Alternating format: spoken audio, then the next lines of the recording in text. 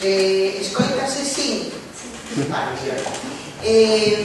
Antes que nada, pois quero dar as grazas a FPGAI, a Adiante, como muller, como feminista e como cidadá, por facerle un oco nas súas xornadas ao tema de xénero. Creo que é indispensable e creo que nos falta moito por andar. Por lo tanto, en fin, eu vou intentar situar a cuestión así como brevemente, porque me parece sempre que é máis interesante o coloquio, pero unha ollada hai que dar ya. Unha ollada breve, porque o tema que proponía de ser tan amplio que podríamos botar seguramente moitas horas e non quedaría pechado.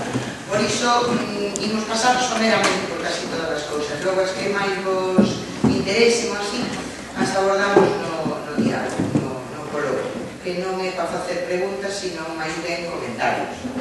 Ben, en principio, a mí gustaría empezar expresando que o tema da desigualdade de xénero e, por tanto, do sistema patriarcal ten moitas dimensións, aínda que desde as organizacións ou usos só se lle faga caso a algunhas delas.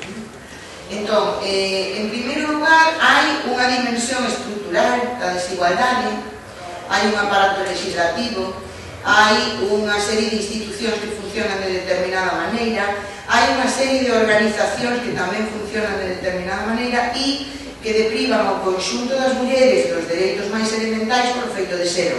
Logo vemos algúns deles dos máis chamativos e dos máis importantes. Pero de aí vamos a unha dimensión interpersoal, é dicir, a contradición de xénero reprodúcese en todas e cada unha das relacións interpersoais que establecemos cas persoas que funcionan na outra clave, na masculina, neste caso, porque falo eu, non?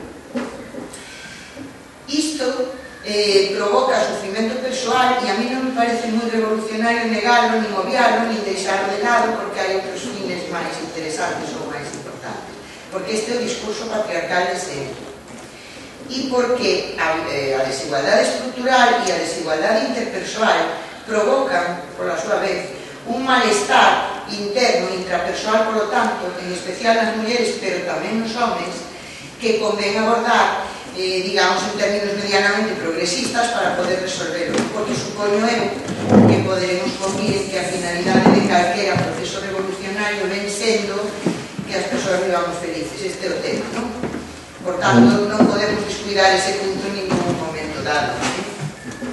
Ben, e por último, todas esas dimensións da desigualdade, todas elas e cada unha, poden manterse ao longo dos séculos, porque están imbuídas nun aparato de violencia simbólica, de desigualdade simbólica, que nos fai naturalizar como normais a maior parte das formas de explotación e de opresión, que logo tamén abundaremos un poquinho nesa cuestión. Por lo tanto, para falarnos de desigualdade e para falarnos de visión de xénero nos procesos revolucionarios, non podemos descuidar ningún destes 4 aspectos ou destas 4 dimensións. Bueno, como proceso revolucionario houve varios e non podemos tocalos todos e, en fin, sabes, entra al punto. Eu quería comezar pola Revolución Francesa, polo que supuxo de ciniquía institucional, sobre todo, desde o meu punto de vista, non? É dicir, proclamación dos dereitos da Carta de Dereitos do Home e do Cidadán.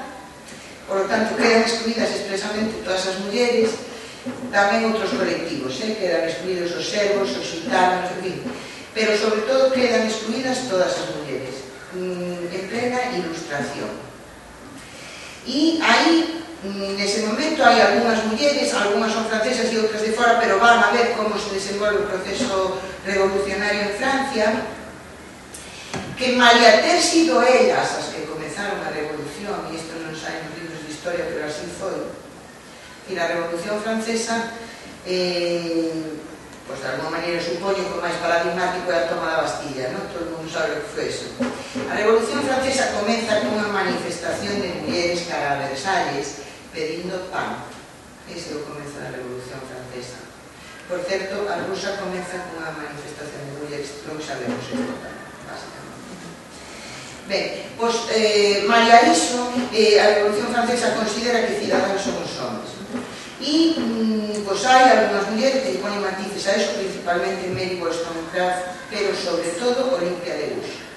Olimpia de Bush proclama pola súa vez a Carta de Dereitos da Muller e da Cidadá, que ven sendo unha copia da outra en femenino e que por ese e outros detalles la guillotinan 15 días máis tarde. E isto convén tamén deixalo claro.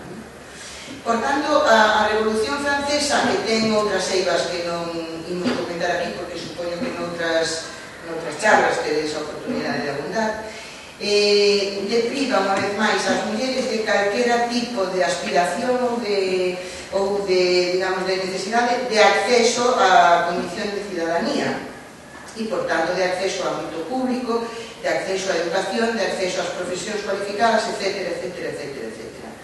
Esta era a primeira cuestión que eu quería comentar. Damos un salto pequeno de 30 anos, que ao longo da historia da humanidade non é nada, e eu supoño que a maioría da xente, sobre todo a xente que ten unha adscripción ideolóxica na esquerda, no sentido amplio da palabra, pois toda esa xente sabe que no ano 1848, en febreiro, concretamente, se publica por primeira vez o Manifesto Comunista, verdad? Ou non saben se foi no 48, pero un ano arriba ou abaixo non nos importa demasiado, porque o importante é o contido do manifesto, que exclúe as mulleres absolutamente. 3 meses máis tarde, do mesmo ano, 1848, faise pública a declaración de Seneca Falls, e esta ya non la sabe nadie, ou casi nadie, ou moi pouca xente. Entón, 300 mulleres se reúnen en Nova York, presididas ou coordinadas ou estimuladas por Elizabeth Cady Stanton e por Susan B. Anthony, e escriben o Manifesto de Seneca Falls, que ven sendo, son 12 puntos con unha introducción moi interesante desde o punto de vista ideolóxico, ven sendo unha reproducción da Declaración da Independencia que se publicara 75 anos antes, é dicir, tuveron que pasar 75 anos, onde recoñecen os mesmos dereitos para as mulleres, pero onde elas achegan unha cuestión que a mí parece fundamental, que é, alén do acceso das mulleres á condición de cidadanía e, por tanto, a todo o que se deriva dai, alén disto, exixen tamén unha modificación dos costumes e da moral da época. E aquí entra directamente no aparato simbólico do que é a igualdade, pero tamén no aparato subjetivo, persoal, intra ou inter, non? E esa é unha das cousas máis interesantes desde o meu punto de vista da Declaración de Seneca Falls, tamén coñecida como Declaración dos Sentimentos. Empezas a dar importancia a ese ámbito tamén e a sublimar menos e a vivir máis, que tamén é interesante, ainda que non parece, non? En calquera caso, nas sucesivas edicións do Manifesto Comunista, varias insistencias de Flora Tristán e outras mulleres da esquerda e tal, non introduciron nin media palabra, máis eles, me refiro, nos prólogos das sucesivas edicións do Manifesto Comunista, que evidentemente tuveron lugar despois da súa publicación.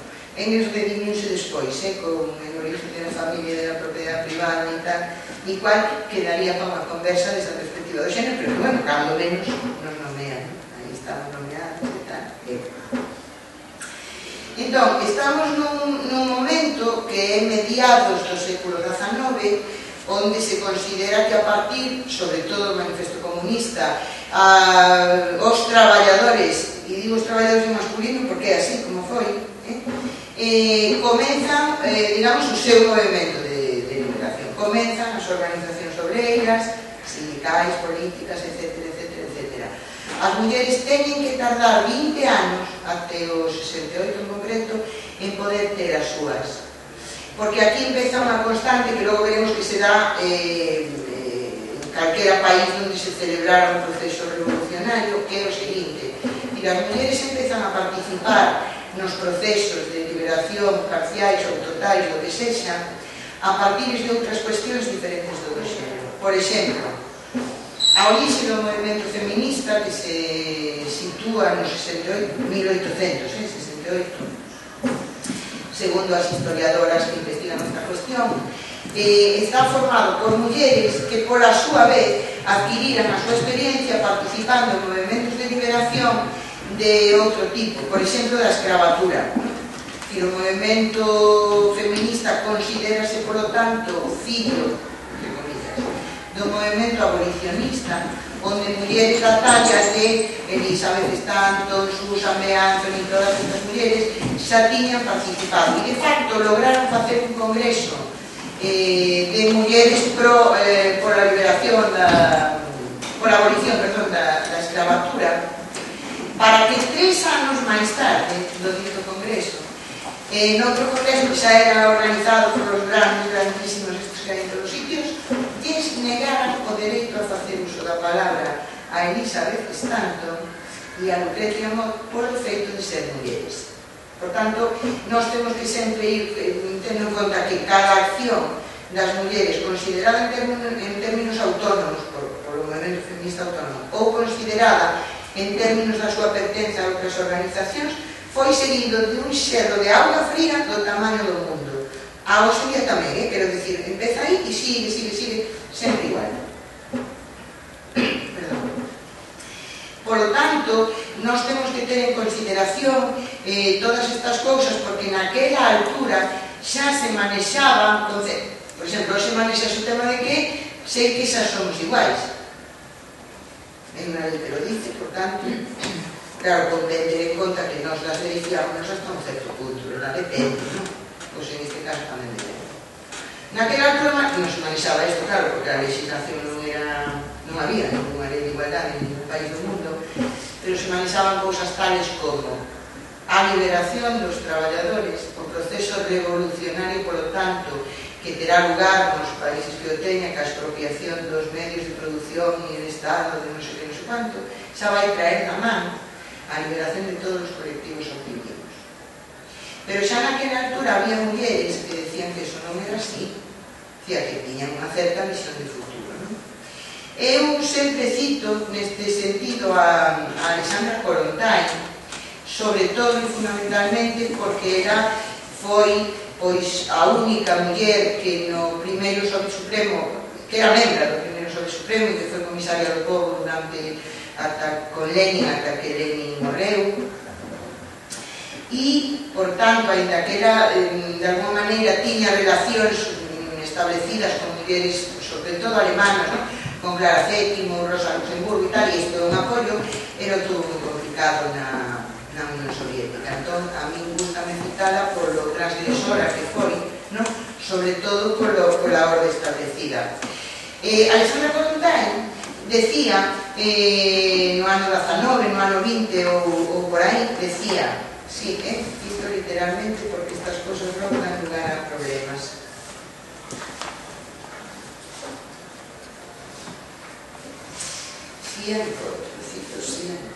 Decía, non abonda coa abolición da propiedade privada e con que a muller se incorpore á produción. É necesaria unha revolución da vida cotiá e dos costumes, forxar unha nova concepción do mundo e, moi especialmente, unha nova relación entre os sexos. Por suposto, nin caso. Pero non foi a única, e tamén houve algúns homes, e cito a Wilhelm Reich, precisamente porque Wilhelm Reich foi un dos promotores do chamado modelo de revolución cultural soviético, que, desde o meu punto de vista, foi papremollado, pero o escrito está por aí adiante. E entón Wilhelm Reich decía: ninguna teoría da historia pode ostentar o cualificativo de revolucionaria se considera a estrutura psíquica das masas, entre comillas, eu poño a comilla porque non me gusta moito este término, pois se considera a estrutura psíquica das masas como un simple resultado de procesos económicos e non tamén como o seu motor.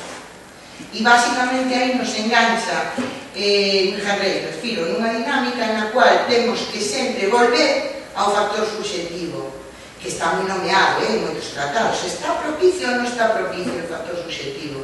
E a pregunta é, pero que é exactamente o factor subxetivo? Pois o factor subxetivo, segundo Wilhelm Reich, que por certo era psiquiatra, pois é precisamente o aparato intrapsíquico das masas, da xente, dos traballadores e das traballadoras. E ou eso cambia, ou se logra que cambie, ou ningún cambio legislativo vai dar lugar a ninguna clase de éxito revolucionario en ningún país do mundo. E eu creo que temos que ser uns abondos a estas alturas para poder, de alguma maneira, calibrar esta cuestión un pouco máis polo minuto. En fin, si no estranxeiro esta era a cousa, tamén no Estado español había mulleres que xa naquela altura decían que non, que eso era unha trampa, que eso non podíamos facer caso desa historia, que como a liberación dos traballadores vai traer da man nada se non se fai nada específico para conseguirlo. Aí hai que tomar medidas desde o primeiro momento ata o último, e elas comentaban, estou falando por exemplo de Teresa Claramunt, de Teresa Mañé, Soledad Gustavo de Nome de Guerra, ou de Carmen de Burgos, que as dúas primeiras tiñan unha adscripción ideolóxica libertaria, por tanto, moi avanzada para a súa época, e a última socialista daquela altura, non desta altura. E vos pido que diferenciemos porque non ten nada que ver, claro. Pois elas decían que non, que elas todas coincidían en decir que para que se conseguira a emancipación das mulleres e a liberación, por lo tanto, había que facer cousas específicas desde o primeiro momento ata o último momento, e tamén ninguén lles fixo caso significativo, por lo menos, non? Ben, nestas coordenadas ideolóxicas, noutras coordenadas políticas, económicas, etc., pois proclámase no Estado español a Segunda República, que non colle dúbida de que foi un proceso de absoluto avance en materia de dereitos, eu creo que cidadáns en xeral, pero tamén moi especificamente de dereitos das mulleres. O aparato legislativo da República nesa materia non ten parangón na historia do Estado español e que usai tampouco de outros estados.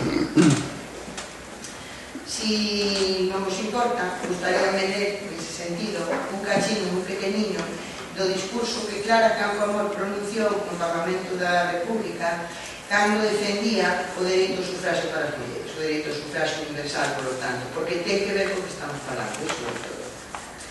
A muller, relegada ás pequenas cousas do fogar, ás mesquindades do rexoure, ás pequeneces da existencia, non pode achegar ao principio máis que a toda esa mesquindade a que foi reducida. Deuselle educación de escrava, e educación de escrava soma tras as súas primeiras manifestacións libres. Ensinouselle a non confiar en si mesma e desconfía de todas as demais mulleres. Descoñecérona e descoñece ela as demais.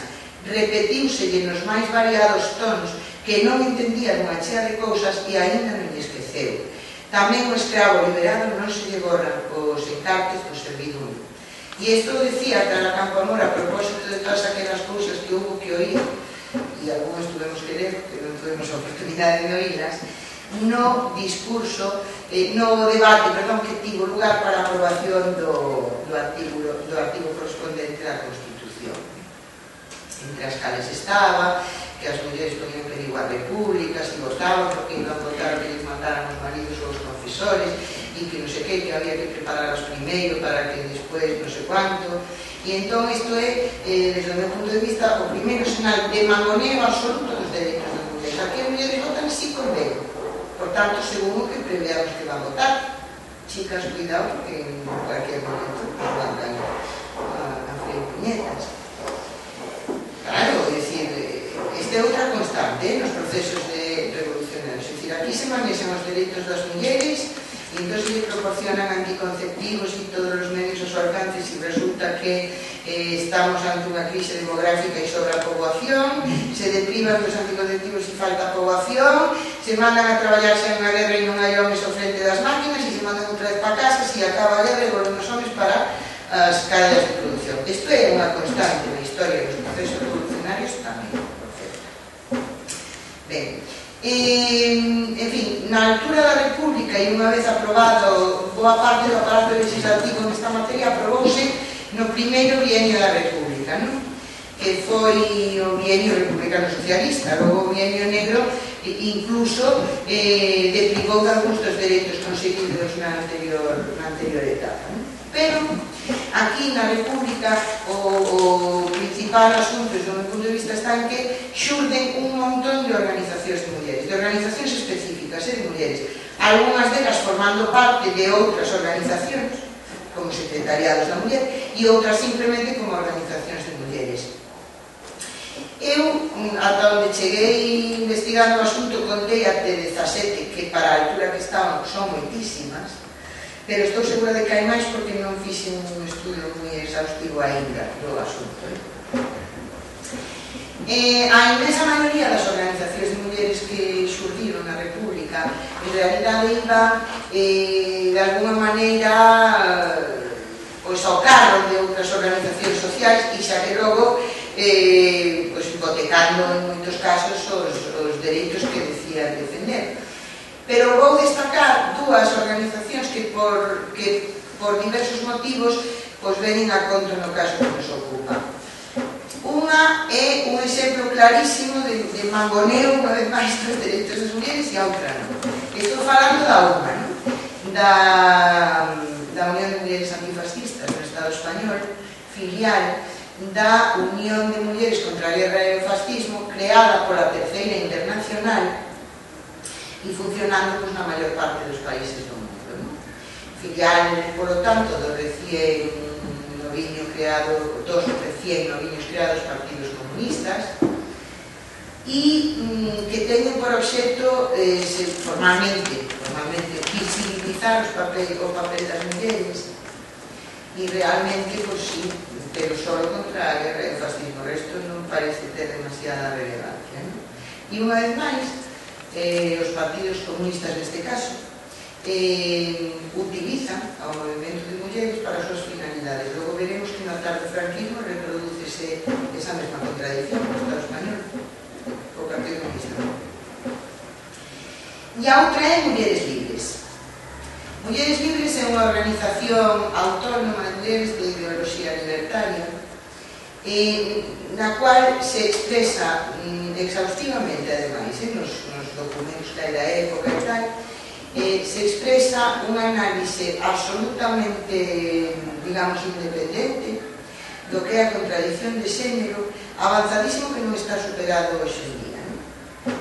Federica Monseni, por exemplo, que foi a primeira muller ministra do mundo, e isto tampouco lo sabe mucha gente, que non debe ser moi importante o tema, decía: entre o anarquismo teóricamente emancipador da muller e a emancipación real desta, levántase un muro de prexuizos, de temores, de egoísmos e de baixezas. Eso decía Federica Monseni, por exemplo, nos anos 30, e se empeza a producir un debate nesa altura que me parece moi importante, porque logo dá lugar a problemas cando xorde o proceso revolucionario no 36 e en especial no 37. Se empezan a escoitar voces dentro dos sindicatos de clases dos homes que estaban afiliados aos sindicatos de clase, indicando que a culpa, boa parte da culpa, a maior parte da culpa no sentido da precariedade laboral dos homes, do maltrato, por lo tanto, salarial, do maltrato nas condicións de traballo, etc., é das mulleres, porque as mulleres se incorporan á produción, se les pagan moitísimo menos por realizar o noso traballo, e os empresarios, por lo tanto, porque salen máis baratas, pois optan por elas, e entón eles quedan sen traballo ou teñen que aceptar condicións laborais moito máis baixas. En fin, supone, me parece escandaloso, pero isto era o que se va. E nese sentido, Mulleres Libres ofrece unha análise alternativa, absolutamente, dice, vamos a recuperar ao enemigo que sigue sendo o mismo que antes. Dicir que as mulleres se incorporasen ao proceso productivo non ten nada que ver para que teñan que levar a culpa das condicións dos homens. En calquera caso, mulleres e homens temos que loitar xuntos para mellorar esas condicións globais, salariais, higiénicas, de seguridade, en fin, etc. Decía Lucía Sánchez Saornil, que é outra das fundadoras de Mulleres Libres: o mundo masculino ven pendurando frente á muller en dous conceptos extremos: o da nai e o da prostituta, do sublime ao abxecto, sen deterse no estritamente humano a muller como individuo racional, pensante e autónomo. Evidentemente, todas estas mulleres que na súa época puxeron moitos puntos sobre moitos íes, e isto é tremendo, vamos, eu a primeira vez que o leí quedei abraiada absolutamente. Esta organización, digo, que contou ata con 28.000 afiliadas no Estado. Para os anos 30 son moitísimas afiliadas, 28.000 afiliadas, con unha organización perfectamente vertebrada en 150 agrupacións locais, nunca logrou ser a cuarta organización do movimento libertario ibérico, porque nunca lle deu claro, a pesar de que intentaron con bastante insistencia, ¿verdad? E seguimos nos procesos revolucionarios, o papel das mulleres ten a visión de xénero.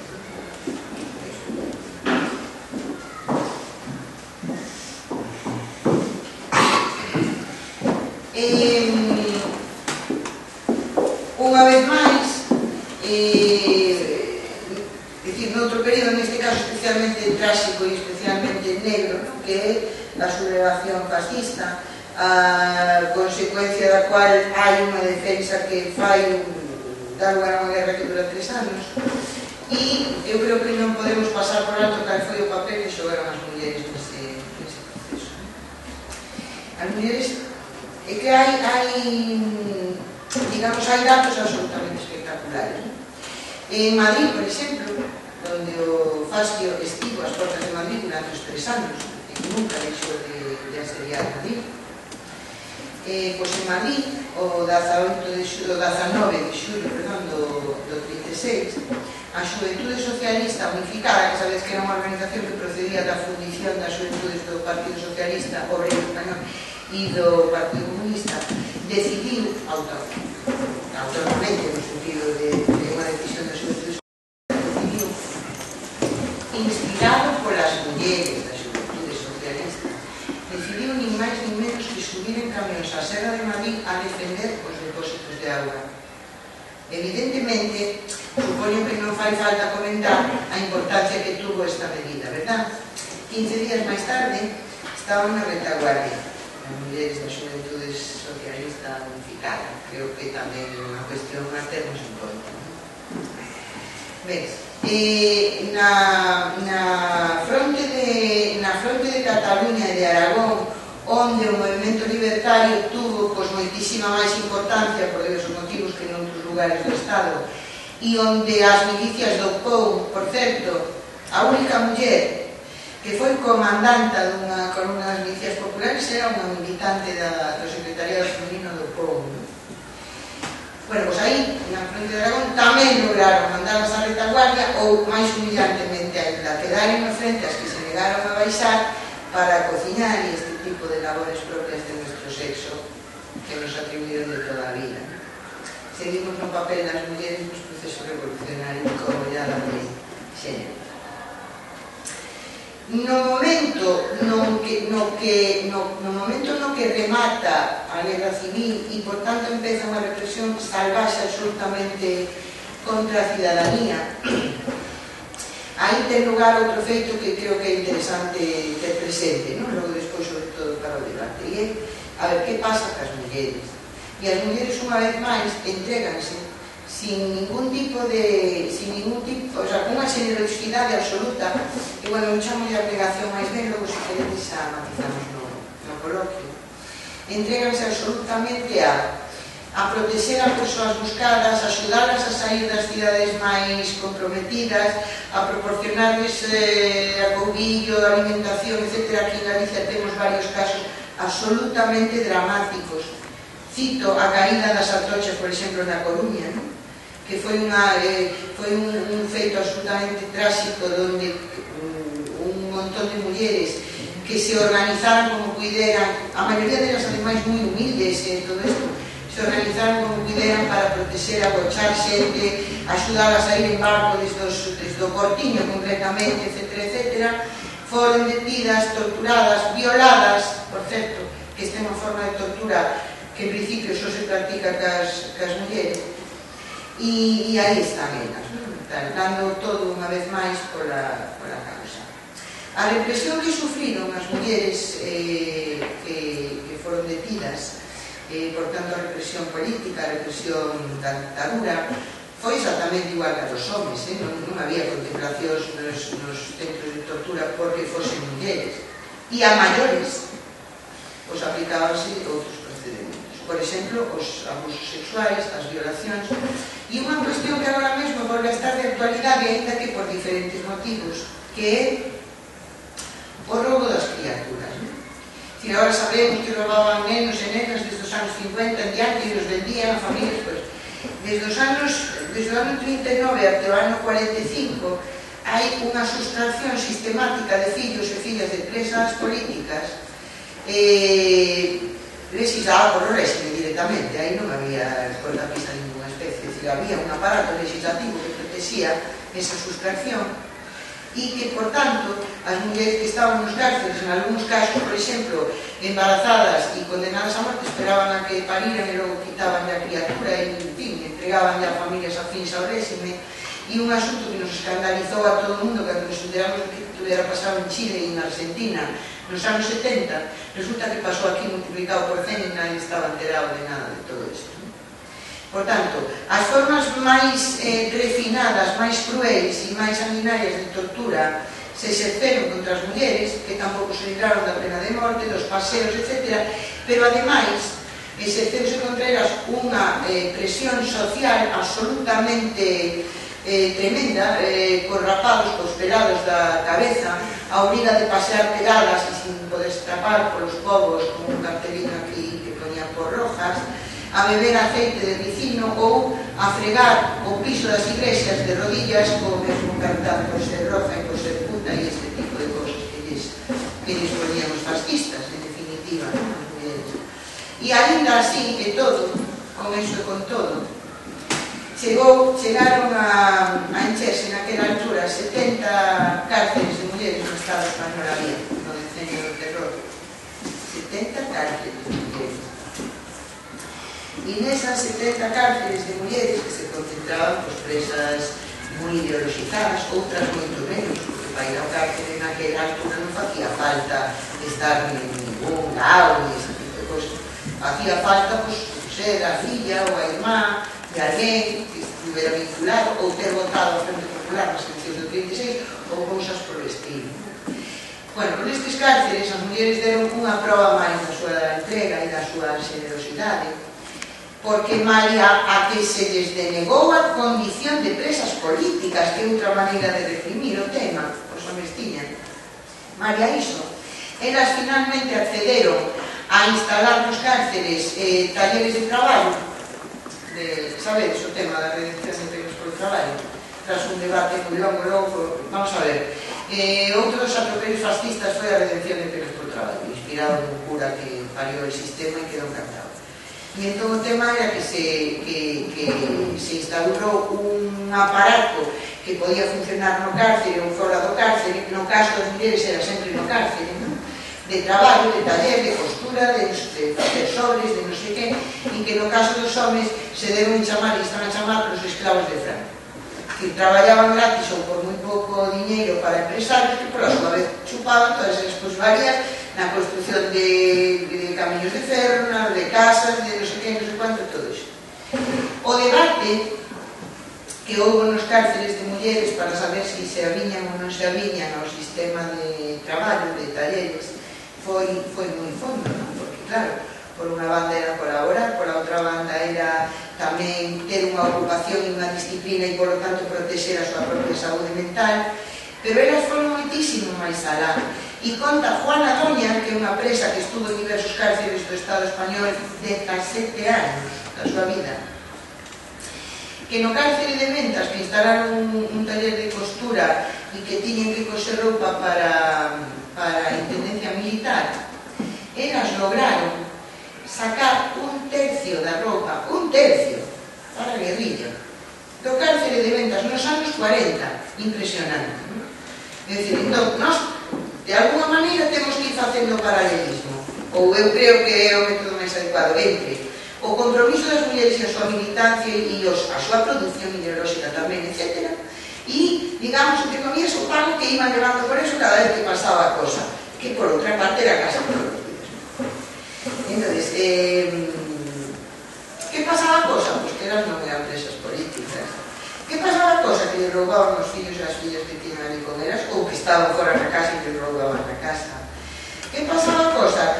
Que finalmente, como casi todas as familias que había unha muller presa, pois tamén había un home preso, ou máis dun, o sea, tal, e a familia non tiña moitos recursos porque eran anos de fame e porque a maior parte da xente era pobre, pois a derivación de os poucos recursos que había estaba absolutamente desequilibrada. nada, e entón aos homens chegaban moito máis que as mulleres, e elas tiñan a asumir, e esta é a dimensión intrasubjetiva da desigualdade, que nós non nos temos asumidas como suxeitos de dereitos, senón como obxectos dos privilexios dos demais. E esta é unha cuestión de revolución cultural que está pendente, além de outras que tamén están pendentes, pero que son como máis visibles ou máis, non sei como decir.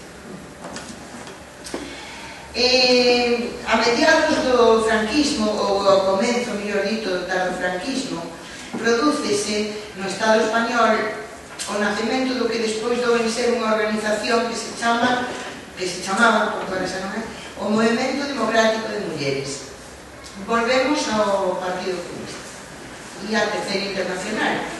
Entón volvemos ás portas dos cárceres de homes, onde as mulleres, as compañeras de vida, as irmás, as fillas, as nais, as mulleres da familia constitutiva ou eso, iban cada vez que podían levarlle aos seus presos o que podían, eran sistemáticas, bueno, moitas veces despois de facer unha viaxe de moitísimos kilómetros, con recursos da época, os cartos da época, e entón eran puteadísimas polo persoal de vigilancia, espíanas para registralas, e lle levaban comidas, naquizaban a comida para saber se llevaban non sei que cosas dentro, todo isto, non?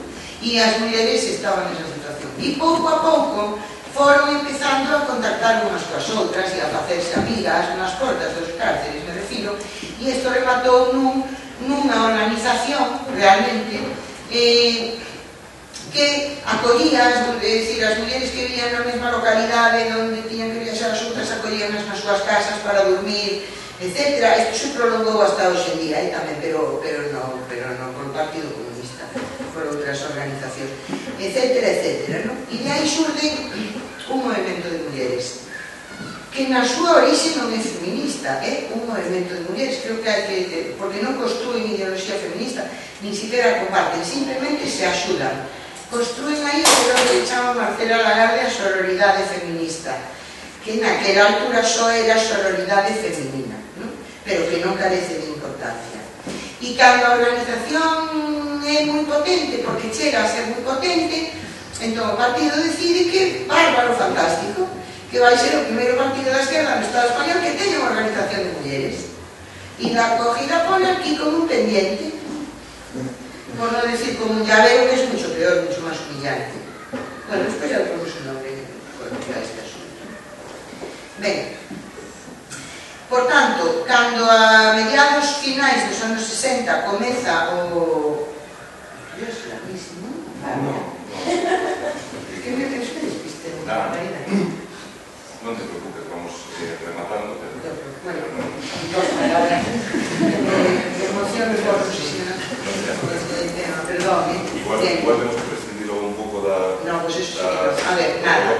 Simplemente decir que cando empeza o movimento feminista no tardofranquismo, organizado e autónomo, isto é un escándalo, porque xa está o MDM e a CC se encarga de decirnos a todas as demás que somos extravagantes por lo menos. E tal, e entón aí xa hai unha pelexa continua e constante, non? Ben, e paro aquí de contaros esta historia porque simplemente quero salientar que a discriminación das mulleres nos procesos revolucionarios atinxe pois desde a Revolución Francesa, que foi a primeira revolución, ata o 15M incluído, e non teño nada que nomear porque supoño que sabedes o que pasou, non? Nos 15Ms do Estado español co tema das mulleres e co xurdimento de organizacións feministas ali, etc. Por lo tanto, eu entendo que para poderlle botar unha ollada de xénero noutros términos a calquera proceso revolucionario dos que están pendentes, teríamos que, primeiro, chicas, organizarnos dentro ou fora das organizacións, pero organizarnos como mulleres. E segundo, eu que non podo acabar isto sin propoñervos que fagades as que estedes en organizacións mixtas. Este non é o meu caso, pero sí que estuve, e por tanto falo tamén por experiencia propia. Medide, por exemplo, con distancia, que pode ser hasta divertido. Estudiade así un día que tenades un ratiño, como se usan os espacios, ya que estáis en el asunto territorial, que yo no, pero vosotros sí. Medide e vigilada como se usan os espacios nos locais que tedes para traballar. E non sabe a cuestión. Simbólicamente iso representa a cota de poder que tedes no tal. Trátase de cantidade de espacio e de cualidade do espacio tamén, medide todo eso e logo un día nos vemos e me contáis que isto é moi entretenido, que eu xa o fixen con mulleres de algunhas organizacións e verdadeiramente o resultado é espectacular. Nada máis, si non podemos bailar non é a nosa revolución, compañeras, así que moitas gracias e nada, ahora xa